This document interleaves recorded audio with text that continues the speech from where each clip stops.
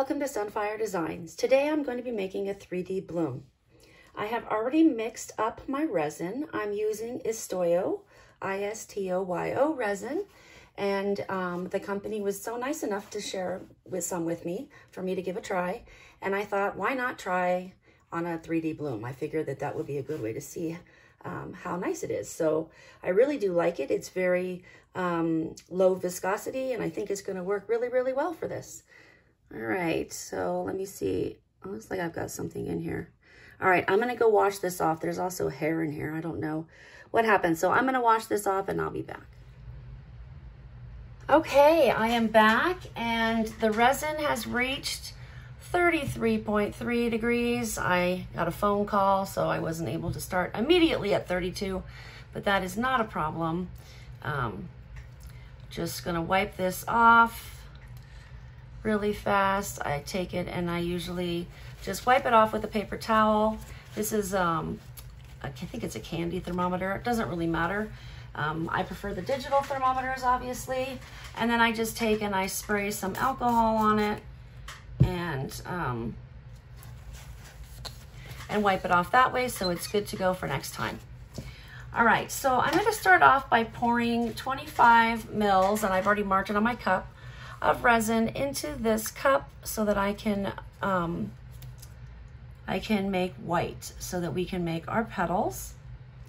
The rest of the resin I am going to pour into here, but I'm gonna put this in there first. This is like a center. It's made of glitter.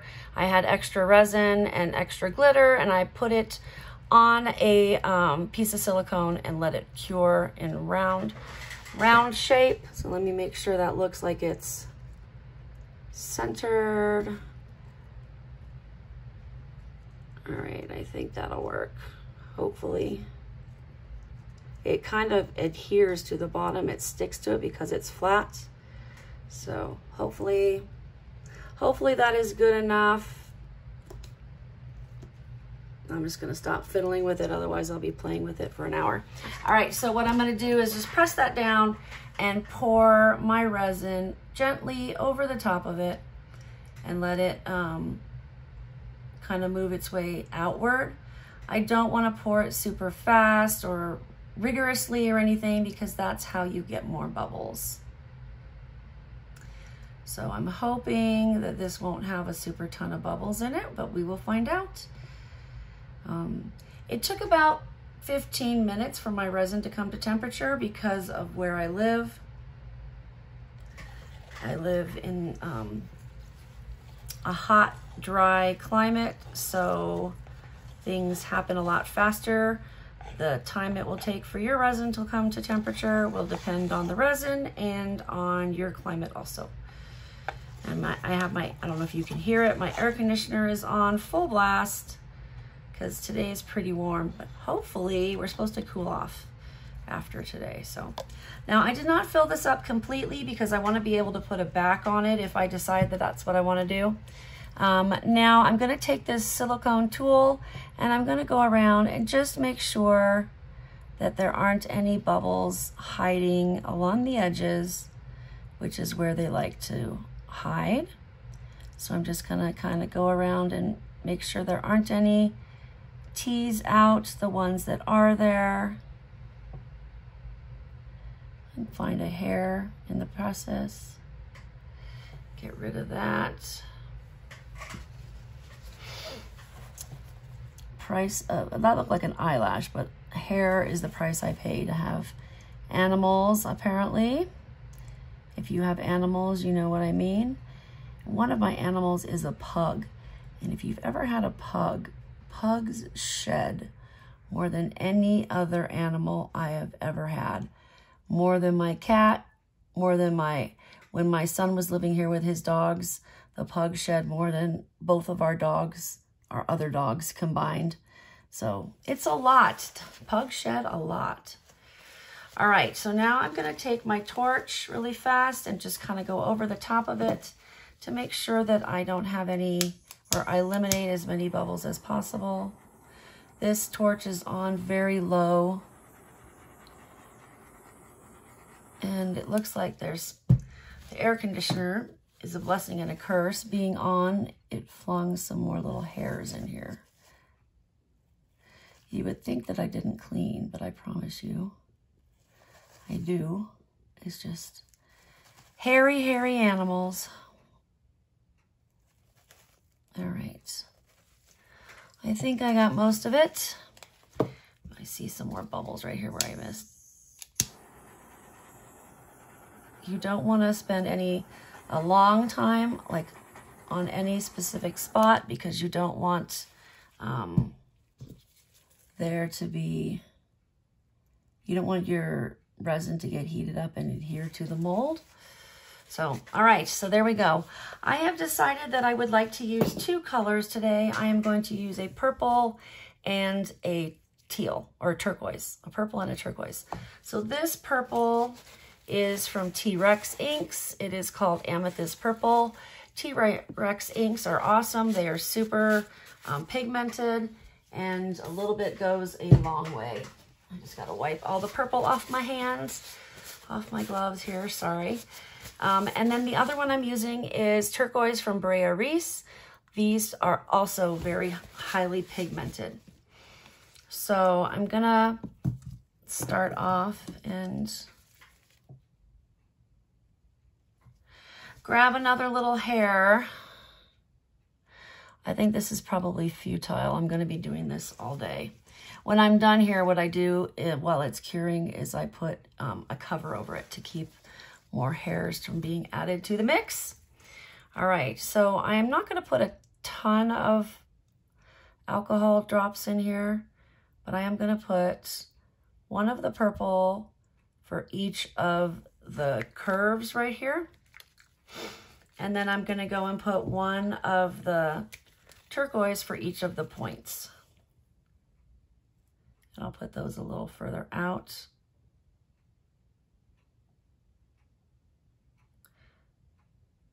There we go. Now those will spread out a little bit. I probably will swirl them to get them to kind of connect. That's just the way I like to do it. You don't have to do that. But in the meantime, I'm gonna mix up my white. Now, my rule of thumb and kind of just what I follow is, and I'm using Cast and Craft, is I use 1 drop for every 10 mils. And there are 25 mils in here, so I'm gonna add 3 drops.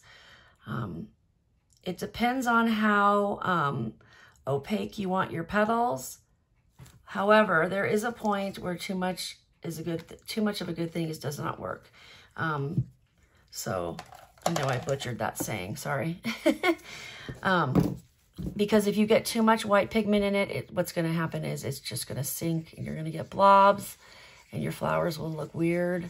So if that's happening to you, if you're getting a lot of blobs, check and see how much white pigment you're using, because that could be why. The other reason is your temperature.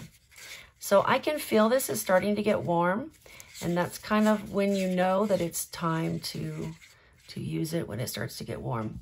So I don't know if you can see on here. Let me see. I think I've got I have a dark colored popsicle stick. Let's see. Wipe this off here. Should have just used this one to begin with. So you can see that it is still pretty transparent. If you pick up a bunch, obviously it looks more opaque, but as you move it around, you can still see the stick through it. So I'm gonna dump this into a piping bag. I will put a link to the piping bags and all the things that I'm using today in the description. I also have a discount code for the Istoyo Resin. So if you would like to get any of that, you can get a 10% discount by using the code that I put in the description. And yeah, I hope you'll give it a try. It's pretty nice resin. I like it. I'm trying it for a bunch of different things here, so you probably will see a bunch of different videos of me giving it a try and seeing what I come up with. I don't know, should I swirl that? I might just leave that. I think it'll be kind of different. So, all right, so what I'm gonna do now is I'm gonna take and I am going to wind up my piping bag. It's really crunchy, sorry. All right, so I just want to make sure it's all down to the end And then I'm going to swirl this around. I like these piping bags because you can basically take the giant extra part and just wind it up really small so that it fits in your hand. And then I just make sure it's all out of the tip, and then I cut the tip off. Of course, my scissors stuck together. All right. Now the thing about the this resin, because it is low viscosity, and so that means it's pretty thin, you don't want to cut your hole very big at all, because otherwise it's just going to come pouring out. That is one thing that I have learned. So I made my hole really small so that I can control the amount of resin better. I'm going to start at the outside and work my way in. I am going to, I'm just going to follow the pattern on here. I was going to try to do something different, but I think for today I'm just going to follow the pattern and do what I normally do. So, all right, so I'm just going to follow the pattern around the outside. And then I'm going to work my way in. And you can see my, I don't know if you can see actually, my lines are not super thick, but they're also not super thin. You want to have a nice, like, happy medium when you're doing this, because if they're too fine, then you're not going to be able to see your petals. And if they're too thick, your petals are all going to blend together. Starting to lose my pattern here as I go.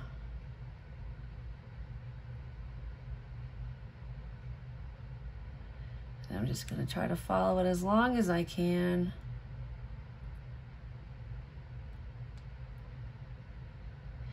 And I actually need to stop and wind this up really fast because if you can tell, but it all moved. I used it all, so I have to wind it up so that I have my tension here again. All right, so I'm gonna pick back up here where I left off.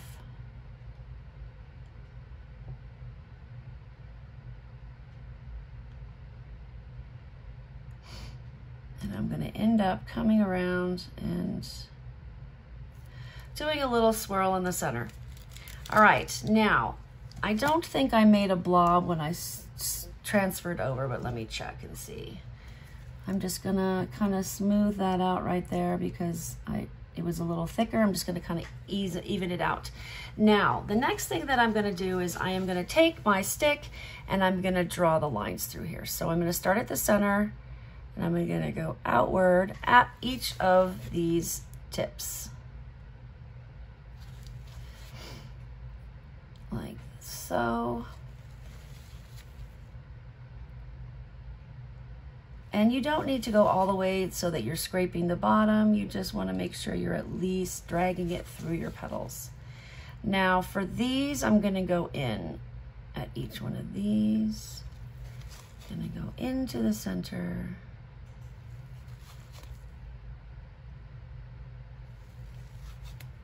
Like that.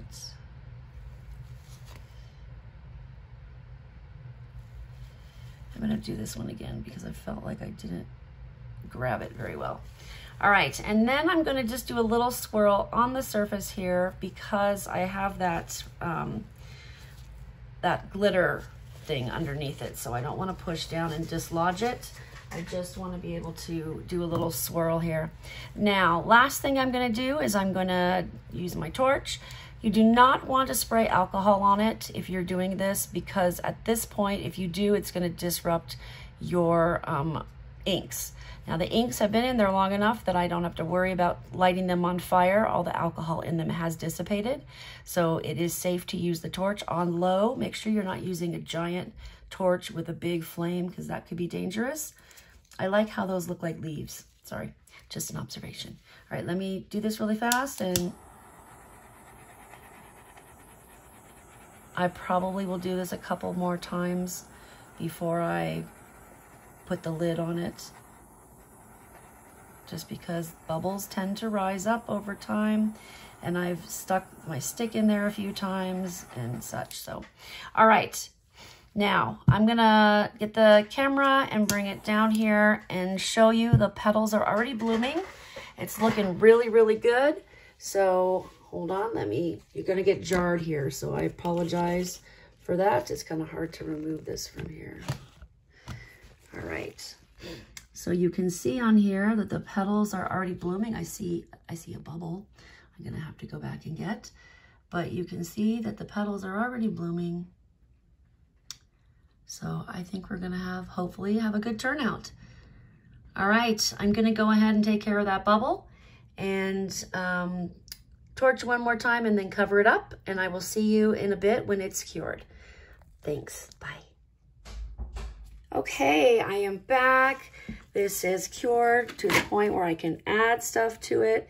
What I've done is I went ahead and I mixed up my background already. This is, my son helped me figure this one out. This is his choice.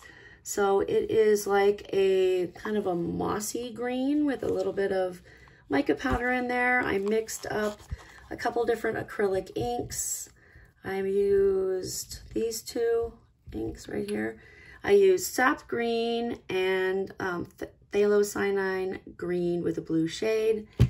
So I mixed those together with a little bit of black mica powder, which I don't have a bottle for. It was a free sample. So, and that's it. So I don't know how this is going to look, but we will find out. I told him that I reserve the right to blame him if it looks bad.